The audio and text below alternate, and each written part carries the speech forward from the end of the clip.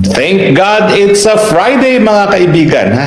Biyernes na at bago tayo maglamyerda, tayo magkita-kita muna at tayo magdiskurso sa mga issues na nakakaapekto sa ating pang-araw-araw na buhay. Dahil tayo namang madlang people, tayo talaga ang kawawa kapag ang ating mga namumuno ay mga palpak. At syempre, saksakan ng palpak. Kayo ha, ang dami sa inyong nagdadasal ha, nung nalaman ninyong na-hospital si Junior ha. Sa akin naman, ang paniwala ko bilang isang Kristiyano, hindi natin po pwede pagdasal dyan, no? Pero dahil siya naman talaga ang mabuso sa katawan niya, hayaan na natin. Dahil nakalagay naman yan sa Biblia, no? Parurusahan yung mga tao na inabuso ang kanilang mga katawan dahil ang ating katawan ay templo ng Panginoon at dapat pinangangalagaan.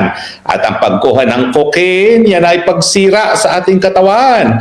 Kaya naman kita nyo, yung sakit niya, tinignan nyo ba? Tinignan ko sa ChatGPT. Yung sakit niyang sinasabi, ayan po ay posibleng epekto ng cocaine use, extended cocaine use. Kaya nga pinagbabawal yung cocaine na yan dahil nakakasira sa katawan. Bakit naman kasi nagbibisyo pa ng ganyan at nagpupumilit magpresidente? Buti sana kung siya isang pribadong individual, no? Wala tayong pakialam kahit ano pang gawin niya, kahit ano pang lamunin niya, mga pinagbabawal na gamot. Pero habang siya ay presidente, nakasalalay sa kanya ang buhay ng mahigit 100 million ng mga Pilipino, no? Na naghahanap ng solusyon doon doon sa problema ng walang tigil na pagtaas sa presyo ng bilihin. Kanina po may nakausap akong OFW dito, no? Kanina nga pala po, kamusta? Kay Jong at saka kay Ann. Dalawa po sila nakita ko sa embassy, no? Kumukuha ng passport, mga nagtatrabaho sa Croatia, no? At ang sabi nga nila, umuwi daw itong si Ann, naku, nashock siya sa taas ang presyo ng bilihin. Kung ikukumpira mo dito sa Europa, no? Well, siyempre po, yan nga po ang hinahanap natin. Isang presidente na sa tamang pag-iisip ng magkaroon ng solusyon sa walang tigil na pagtaas ng presyo ng bilihin. At ayan po, narinig niyo po ha, ang ating presidenteng magaling, ayaw daw umabot ng 60 ang dolyares kada piso. Paano naman hindi aabot ng 60 dyan? Ikay nagbabangag-bangag, imbis na gumagawa ng paraan para maibalik ang kumpiyansa sa piso. Ulitin ko po ha, kahit ganong karami ang remittance ng mga Pilipino at yan naman po nagpapalutang pa sa ating inang bayang Pilipinas, yung mga remittances ng OFW, kapag nawalan ng kumpiyansa ang buong daigdig sa kakayahan ng gobyerno na mamuno sa ating bayan, talaga mawawalan ng bisa o mawawalan ng halaga ang ating piso. At ayan po, 60 na nga po. Kahit ayaw ni Marcos umabot ng 60, baka maging 70 pa yan. Dahil nga, kung ikaw na may babangag-bangag, paano mo naman hahanap ng solusyon ng mga problema ng bayan, no? Tignan nyo nga sa kanyang kasipsipan sa Amerika, ano nangyari? Binigyan ba tayo ng special treatment sa taripa? Hindi! Diba? Nasa halos 20% pa rin ng taripa natin galing sa Amerika. Yan ba ang taripa ng kaibigan? Samantalang yung mga bansa na dating kaaway ng Amerika, Vietnam, wala namang ganyang 20% taripa. Bakit ganun? Bakit parang mas mabait pa ang Amerika doon sa mga naging kaaway niya kaysa doon sa mga sunod-sunuran sa kanya? Kaya nga ako, ang sinasabi ko, huy, Tariela, Ontivirus, kayo mga Amerikano, ano bang nahihita natin sa Amerika? Di ba wala? Pinapatawan pa rin tayo na napakataas na taripa at wala namang binibigay na tulong dahil tayo nga kasi imbis na nagpapa-importante, kahit imbis na nagpapakipot sa larangan ng diplomasya, wala, hubad ka agad. Sinasabi, gahasain niyo ako. Parang ganyan ang ginagawa natin sa bansang Pilipinas na samantalang dapat tayo nagpapasuyo dahil tayo lang ang bansa na dahil sa ating lokasyon, sa ating geography, abay tayo talaga ang gateway to Asia dahil bago makarating ng China, dadaan sa Pilipinas. Hindi natin yan napagbibigyan ng halaga dahil tayo nga sunod-sunuran sa mga Amerikano at patuloy na inaaraway ang China. Kaya tignan ninyo, halos walang mga turistang Chino nagpupunta rito. Nagbigay nga tayo ng visa free sa mga Chino, aawayin namin ni Tariela kanilang presidente, natural, mabubuisit yung buong bansa nila dahil alam niyo po, sa ibang bansa gaya ng China, hindi po bangag ang kanilang presidente. Kaya respetado at mahal na mahal yung presidente na nagbibigay ng patuloy na pag-unlad sa bansang China. Mantakan nyo, siguro 10 years ago, napakahirap ng China. Hindi gaya ng Pilipinas. 20 years ago, talagang pinagtatawanan ng Pilipinas ang mga Chino at sa kanilang kahirapan. Ngayon po, tayong linalait dahil sila lumilipad ang kanilang mga tren galing Shanghai International Airport papuntang Shanghai. Tayo ganun-ganun pa, tsug pa yung ating mga tren, no? Ano ba yan? Kawawa nga tayo, no? Talagang wala. Dali lang po ha, meron tumatawag, pero ako'y titignan ko lang po kung sino po ito, no? Anyway, tatawag po ako dun sa mga tumatawag dahil ako'y nasa live ngayon, no? Pero tatawag po ako right after. Anyway, ang pag-usapan po natin ngayon, yung pangatlong impeachment complaint na hindi nga po tinanggap. Well, ang pangatlo pala, yan pala yung mga sinampa ng ating mga kaalyado, no? At sigurado ko nang basihan nga yung pagiging addict ni Junior, unang-una, yung kanyang paggamit ng PhilHealth Fund, yung talagang unprogrammed funds, lahat ng mga kasalanan niya, dinidetalye. Pero hindi tinanggap. Aba, ang nasyak ako sa dahilan. Ang dahilan daw ay wala daw physically sa Kamara de Representante ang Secretary General na si Cheloy Garapil. Si Cheloy Garapil po, dating PCO. Tapos yan po ay tinalaga ng chairman ng MECO, yung de facto embassy natin sa Taiwan. Abay, nasa Taiwan pa raw. So ang tanong ko, anong ginagawa mo dyan sa MECO? Tapos ka na eh. Bumalik ka na sa Kamara de Representante, hindi po pwede na isang empleyado ng executive sa MECO at the same time ng Kamara de Representante. Siguro i-argue niya na ang MECO ay pribado. Pero maski na, kung ikaw ay taong gobyerno, hindi ka po pwede magkaroon ng isang pribadong employment na full-time kasi ang iyong kontrata ay maging full-time sa gobyerno. So unang-una, bakit ka nasa Taiwan pa? Dapat ikaw ay full-time na nasa Kongreso. Pakisagot po, Secretary General Cheloy Garapil. Wala naman po kaming away ni Cheloy Garapil, pero sasabihin nga niya na mayroong technicality, no, na ang MECO ay pribado, no? Pero ang punto po, bakit siya nagpumayag na maging House Secretary General at the same time, hindi pa naman pala siya tapos at tuluyan nagbibitiw sa MECO. Mali po yun, no? Kinakailangan pumili ka lang ng isa. Pero ang punto po, hindi po ibig sabihin na palibasa walang SecGen, hindi nagagalaw ang Kamara de Representante. Ang pag-receive naman ng impeachment, ministerial, tatatakan lang yan. Dahil ang trabaho ng SecGen, matapos ma-receive yan, yan po ay ire-repair sa House Speaker. At ang House Speaker naman ang magre-refer niyan sa order of business ng Kamara para yan po ay matalakay at ma-assign sa tamang committee at yun po ang Committee on Justice. Kaya nga po marami sa atin na nagsasabi na ang tinanggap lang nila ay yung moro-moro na impeachment na final ng dating abogado ni Liza Araneta Marcos. At ngayong itong mga naghahain ng oposisyon ay ng impeachment ay galing talaga sa hanay na oposisyon na talagang may mga ebidensya, ayaw nilang tanggapin. Dahil kapag tinanggap yan, baka nga magresulta sa impeachment ni Marcos Jr. na ayaw nilang mangyari dahil ang gusto nga nila, Marcos forever. No? Pero yan po ay paglabag sa saligang batas. Wala pong karapatan na hindian ang pagtanggap ng kahit kaninong impeachment complaint. At sa tingin ko po, may pananagutan itong si Cheloy Garapil dahil sa ginawa niya.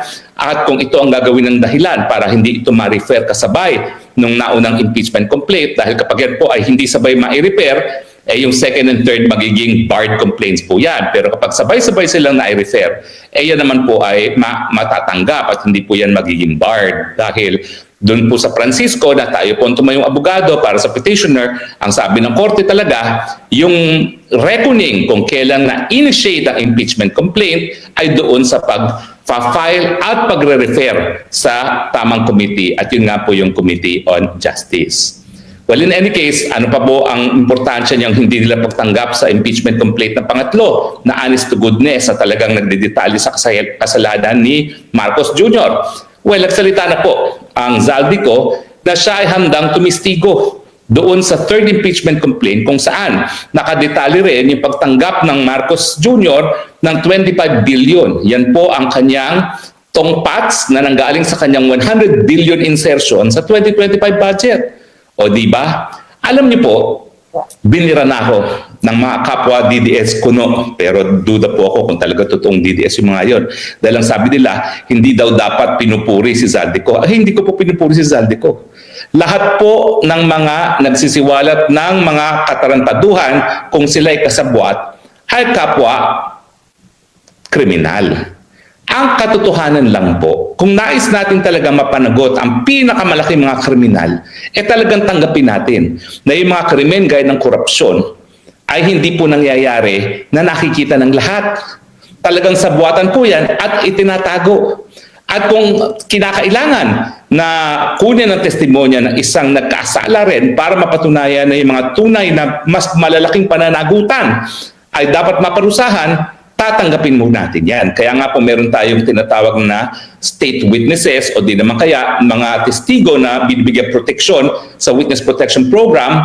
At ang kaparehong benepisyo na binibigay kapag ikaw ay nadeklarang state witness at ikaw ay nakapasok sa witness protection ay yung tinatawag na testimonial immunity, na hindi ka po pwedeng maparusahan sa kahit anong impormasyon na sasabihin mo. Dahil importante nga yung mga testimonya mo para mapatunayan ang nagkakasala. So ako po hindi ko sinasabing malinis si Zaldico. I'm sorry, Zaldico, kung nanonood ka. Talagang meron kang pananagutan. Pero kung kinakailangan ang iyong testimonya para mapanagot ang mas malaking pananagutan, gaya ni Marcos Jr. at ni Romualdez, bakit hindi natin siya bibigyan ng testimonial immunity? Nandoon na ako, nagkasala si Zaldico. Pag-usapan na natin kung anong mangyayari doon sa mga kayamanang nakuha niya. Pero ang importante, mapanagot yung mas malalaking isda gaya ni Marcos Jr. at ni Tambaluslos, at kung kinakailangan ang testimonya ni Zaldico, so be it. Kaya nga alam po, nung ako po'y kongresista noong 17th Congress, sinubukan ko pong isulong nga itong Whistleblower Act. Kasi alam natin na kapag hindi binigyan ng proteksyon ng mga whistleblower, hindi mapaparusahan yung mga malalaking isda. Nabigo po ako, hindi ko yan naisabatas. Pero ngayon, pwede naman po sa ating rules of court, yung pagiging state witness, at saka doon sa batas na bumuo ng Witness Protection Program, narariyan na rin po yung karapatan ng isang whistleblower na magkaroon ng testimonial immunity. So kaya nga po importante na tanggapin yung impeachment complaint na yan, dahil kapag di po tinanggap yan, wala pong kapangyarihan ang DOJ sa ngayon na magbigay ng testimonial immunity. Pwede po magbigay ng testimonial immunity kung itong si Zaldico nga po ay magte-testify sa isang impeachment trial. Kaya lang malinaw, dahil nga ayaw nilang tanggapin man lang, paano tayo makakarating sa trial? Pati nga pagtanggap, ayaw nilang gawin. Ay hindi po pwede magsimula kung hindi naman tatanggapin. Talaga naman pong desperado sila na makaiwas sa pananagutan ang ating bangag na presidente. Well, pag-usapan na rin po natin na talagang sunod-sunod ang sinasabi nila, si Zaldico, papa-extradite namin, ay nako, may passport palang Portugal yan, ay nako, alam niyo po, ngayong sinasabi ninyo na merong iba ng passport si Zaldico at Portugal daw, at yung Portugal wala naman tayong extradition treaty, suntok sa buwan po yung sinasabi nyo mapapabalik nyo si Zaldico. Dahil mapapabalik nyo lang yan kung merong ang extradition treaty. Siyempre, susubukan ninyo yan out of diplomatic committee. Ang problema po sa out of diplomatic committee, ang Portugal naman po ay nasa Europa. At sasabihin lang ni Zaldico na ang kulungan sa Pilipinas are torturous ang kondisyon, mapipigilan na po ang kanyang pagpapabalik sa Pilipinas, assuming na voluntaryo makikipagtulungan ng Portugal kasi wala namang obligasyon ang Portugal na extradite si Zaldico kung walang extradition treaty. Yung tinasabi nilang red alert notice ng Interpol, lilinawin ko po sa Europa, walang kahit sinong European country ang tatanggap ng red alert notice para mag-extradite isang tao. Kinakailangan pa rin po order ng hukuman. Wala po kahit sinong bansa. Siguro ang exception lang dyan, Czech Republic. Pero tinignan ko na po isa-isa, hindi talaga sila nagpapadala ng kahit sino on the basis of red alert notice kung walang order ang hukuman nilang lokal. At hindi naman po magkakaroon ng order ng hukumang lokal kung wala naman pong extradition na nakapending at hindi naman po pwede mag-extradition na wala naman pong extradition treaty. Susubukan nila yung Convention on Corruption, hindi po sapat yan. Dahil yung Convention on Corruption po, tulungan pagdating sa pagkalap ng ebidensya. Hindi po sinasabi na tulungan pagdating doon sa pag-surrender ng pagkatao, at I doubt naman po kung ang mga Portuguese ay mangingidnap just to please the Marcoses. Alam niyo, ang sasabihin lang ni Zaldico yan, well, unang-una, torture ang mangyayari sa kanya kapag siya ay napabalik sa Pilipinas, dahil yung kondisyon naman talaga ng ating lokal na hukuman ay torturous, overcrowded, mabaho, talagang yan po ay dinidescribe na nung redress, ng Human Rights Watch, talagang torturous ang ating mga kulungan, and that alone will prevent yung pagpapauwi sa kanya sa Pilipinas. Pero ang mas malaking problema pa dyan, siyempre, kalabang political din si Zaldi. At pwede naman sabihin ni Zaldi na yung pagpapauwi sa kanya ay isang bahagi ng political, yung pagpagigipit na political na pwede naman patunayan dahil siya nga nagsabi, siya ang kauna-unahang taong nagsabi na talagang siya ay nag-deliver ng 1 bilyong piso kay Marcos Jr. bilang kanyang kaparte sa 100 billion na insertions na pinalagay niya doon sa 2025 budget. At syempre, pwede rin niya sabihin dahil dito may banta ang buhay niya. Abay, sabihin mo lang Marcos, that is synonymous. Alam na ng mga Europeans, yung mga sandamukal na pinapatay at tinorture nung panahon ng tatay ni Marcos Jr. At syempre, kung anong bunga, siya rin ang puno, hindi magkakaiba ang Marcos Jr. sa Marcos Sr. So sa hindi ko po ginagawang martir ang Zaldico, talagang sa tingin ko po, hindi rin siya mapapamahal sa taong bayan dahil alam natin nakipagsabuatan siya kay Marcos Jr. at Kitambaluslos. Siya talaga naging instrumento para lamunin ang pangtao ng budget natin ng mga panahon na siya ay chairman ng Committee on Appropriations. At hindi rin niya masasabi na hindi rin siya nakinabang. Dahil alam natin, isa siya sa pinakamalaking kontratista sa Pilipinas na kongresista rin. Pero dahil ang kinakailangan natin ay ebidensya para mapakulong ang pinakamalaking isda na yan po ay si Marcos Jr. na nagbabangag-bangag, sa akin po, ang katotohanan, kinakailangan natin ng mga whistleblowers gaya ni Zaldico kung nais natin maparusahan ang pinakamalaking buwaya sa ating lipunan at dahil hindi nga naparusahan ang ama, inunahan niyang pumanaw kaysa siya ay maparusahan, sana naman huwag munang pumanaw itong Marcos Jr. nang sa ganon makulong at maparusahan sa kanyang mga kasalanan sa bayan. Dahil kapag sila hindi naparusahan, ako paulit-ulit po itong kasaysayan natin. Kaya tignan nyo nga, nabudol tayong lahat. Nag-take two na naman ang Marcos, ang mga Marcoses. Samantalang alam natin kung ano na talaga ang ibig sabihin ng Marcos na pangalan. Korupsyon, diktadura, paglabag sa karapatang pantao. Pero mga Pilipino, matuto na tayo, Talagang kinakailangan, gamitin na natin ang kapangyarihan natin. Gamitin na natin yung provision ng people power na sa kauna-unahang pagkakataon ay narariyan sa ating saligang batas. Huwag na po dating antayin ng 2028 dahil ang 2028 baka wala ng bansang Pilipinas. Baka 100 pesos na ang dollars. Nangyari po yan noong panahon ng Marcos Jr. At mukhang lahat ng nangyari sa Marcos Jr. ginagawa ni Marcos Sr. ay ginagawa ni Marcos Jr. Nagkaroon po ng hyperinflation, nagkaroon po ng saksakan, ng bagsak ng balor ng piso from 7 naging 25. Naku, baka mamaya maging 200 pa ang dolyares. Huwag na po nating antayin yan. Dahil yan po talaga, ibig sabihin, talagang malulunod na tayo sa kahirapan. Gamitin na po natin ang kapangyarihan natin. Nasa saligang batas po yan. Meron tayong kapangyarihan na tinatawag ng people power at pwede na nating sisantihin ang mga presidenteng hindi na po kayang gampanan ang kanilang katungkulan. Pwede ba ho? Unless gusto nyo mawala na talaga ang Republika ng Pilipinas, unless gusto nyo magpatuloy lumangoy sa tubig baha, unless gusto ninyo na hindi lang kalahati nagugutom, kung hindi lahat nagugutom, sige, antayin nyo ang 2028. Anyway, maraming salamat po sa inyong patuloy na pagtangkilik. Nag-aalarm po dito na low back na raw ako. Hanggang sa muli po natin pagkikita, maraming salamat po sa inyong patuloy na pagtangkilik. Alam ko po, matagal na tayong wala sa gobyerno, pero patuloy pa rin ang inyong pagtangkilik dahil tayo naman po ang ating ninanais lamang maintindihan ng lahat ang batas, maintindihan ng lahat anong karapatan nila bilang tunay na soberenya ng bansang Pilipinas. Salamat po at hanggang sa ating muling pagkikita, ito po ang inyong spokesman bayan nagsasabing, I love the Philippines. You're the only country that I have. You're the only country that I love. Bye! Pag-red na. Ay, magandang araw sa inyong lahat. Baliwala kayo, hindi. Nagtatanghalian ako sa isang buffet restaurant. Kaya lang, sabi ko, wala pa naman yung mga kasama ko, nauna na ako, kumain na ako ng mga sushi, no? Pero dahil siyempre, kailangan tayo mag-stock sour dahil mga matitindi ang mga balita. Ano ba yung mga balitang yan? Well, unang-una, Well, kakaiba po na umamin ang Malacanang na nagkaroon daw ng medical assistance ang junior dahil nagkaroon daw siya ng mga discomfort. Ayan na. Kaya naman, nakasaad po yan sa Biblia, ha?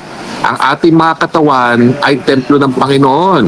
At ang mga hindi nag-aalaga sa ating mga katawan na templo ng Panginoon ay pinarurusahan.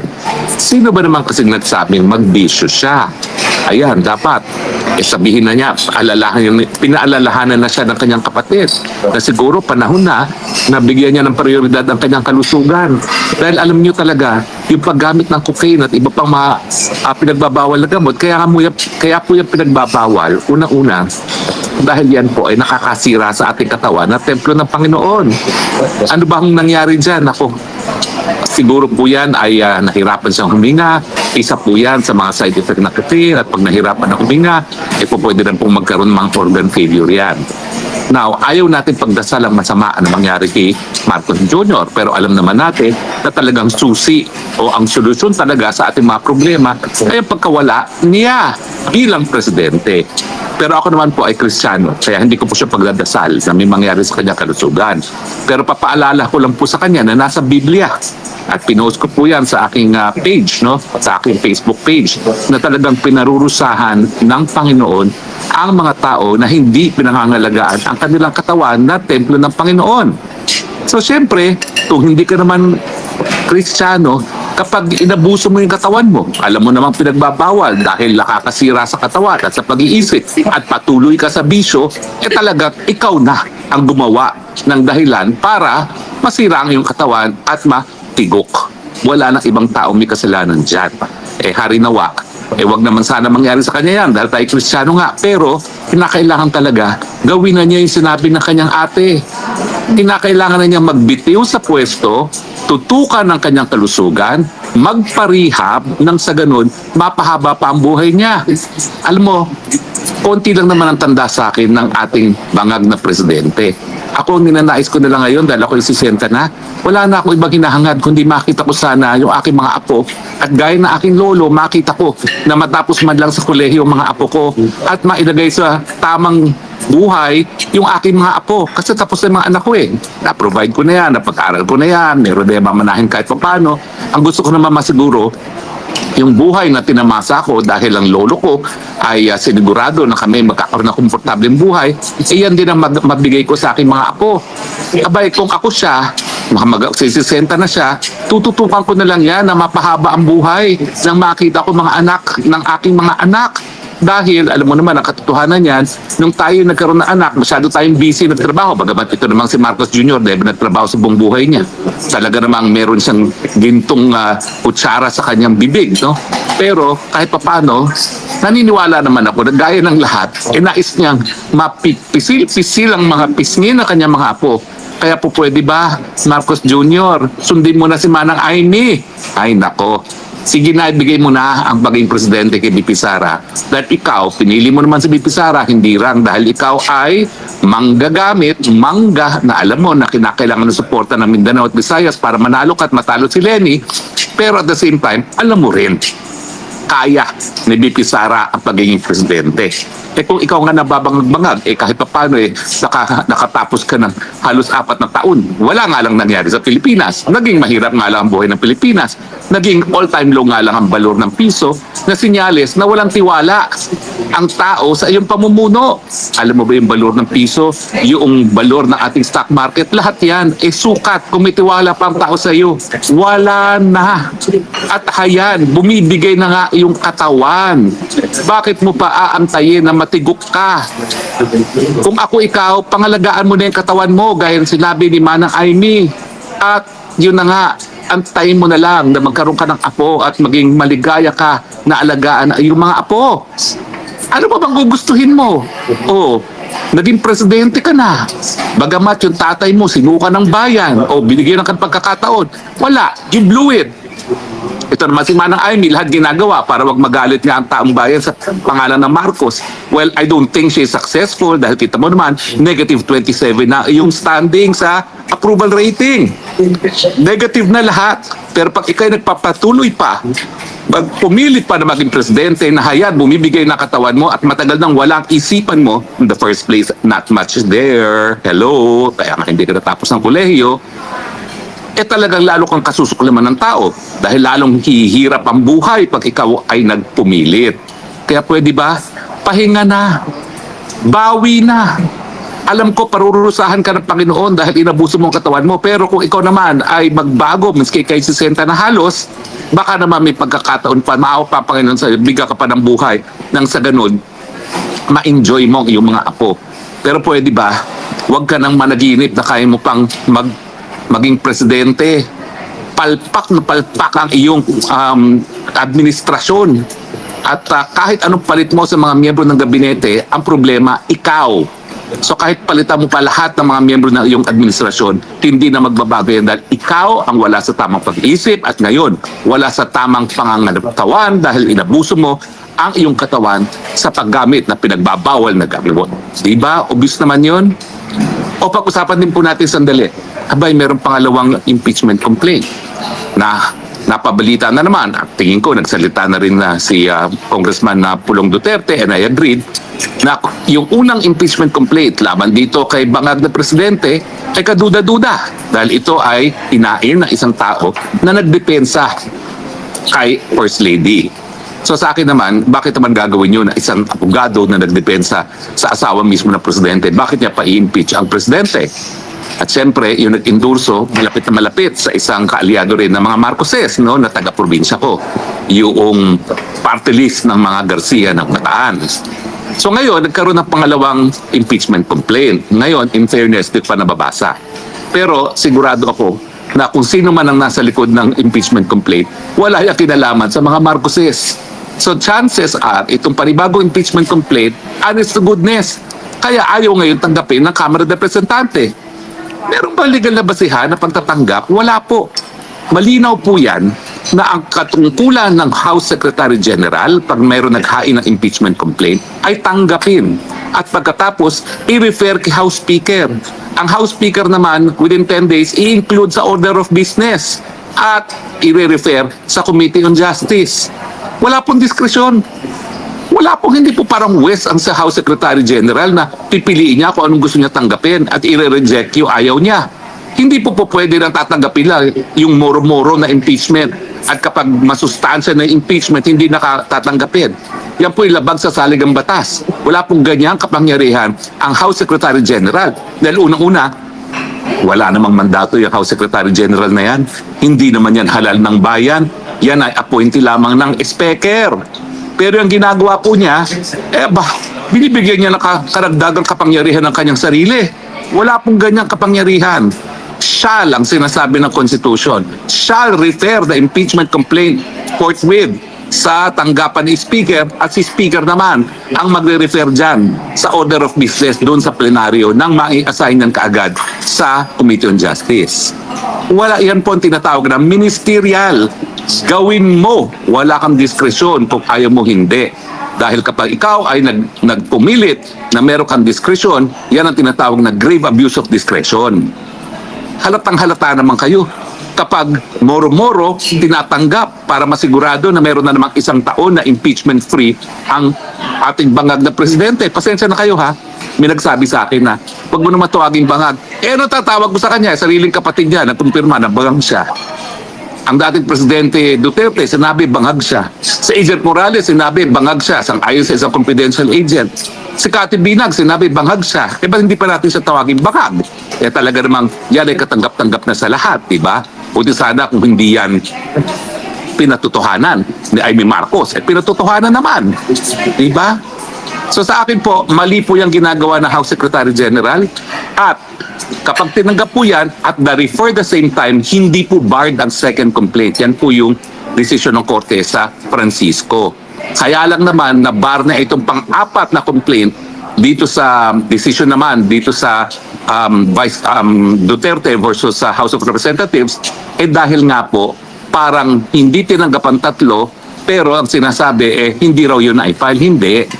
Yan po ay deemed accepted but rejected. Kaya nga po yung pang-apat is barred. Pero ito po, dahil hindi pa naman po in session ang Congress na isampayan, dapat yan makaparating kay Speaker, pero i-refer po kaagad yan pag nag-resume na ang Congress from the recess. At kapag yan ay na-refer at the same time, hindi po barred ang second impeachment complaint. Kaya naman, ayaw nilang ipatanggap. Dahil alam nila na kapag merong sustansya yung second complaint at kapag hindi moro-moro yung mga nagsampa ng second complaint, kinakailangan umusad ang proseso ng impeachment.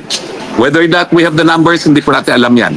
Dahil ang sinasabi ko nga po, talagang ang pulso ng mga politiko pagdating sa pulso ng taong bayan, ako, hindi po sila nagkakamali dyan. At ngayon po, siguro naman alam nilang basahin kapag negative 27 na ang approval rating ng presidente. Ibig sabihin, kiss of death pag pinagtakban mo pa ang presidente na negative 27 ang kanyang approval rating.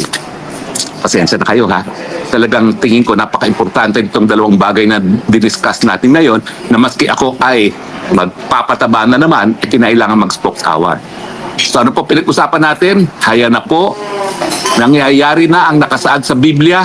Pinarurusahan ang umaabuso sa ating mga katawan dahil ang ating katawan ay templo ng Diyos. At ang aking friendly advice, bagamat hindi ko pinagdadasal na siya ay matuluyan dahil ako po isang Kristiyano, yan naman po ay nasa Biblia. Yan po ang husga ng Panginoon. Pero may panahon pa para magbago. Ang importante lang, magbitiw, ibigay ang paging presidente sa kanyang piniling vice president. Pinili naman niya yan, hindi naman niya katunggalian eh. Ginamit pa nga niya, hello. At magpagaling nang sa ganun, ma-enjoy naman niya ang kanyang mga apo. At pagdating naman po dito sa pangalawang impeachment complaint, nako, halatang-halata, Sec-Gen. Kapag di mo tinanggap yan, ang tinatanggap mo lang ay yung mga muro-murong impeachment. Dahil pag tinanggap mo yan, mare-refer yan at the same time dun sa first impeachment complaint at yan ay hindi ipinagbabawal ng saligang batas. Yan na rin ay sang-ayon sa desisyon ng aking kaso mismo na inargue sa Korte Suprema, ang Francisco versus House of Representatives. Maraming salamat po sa inyong patuloy na pagtangkilik. Hindi na ako magtatagal dahil nakapagsusi pa lang ako at ako ay kakain na ng main dishes. Salamat po. Muli po, ito yung Spokes ng Bayan nagsasabi, I love you Philippines. You're the only country that I have. You're the only country that I will have. God bless the Philippines. Bye. Tapos na.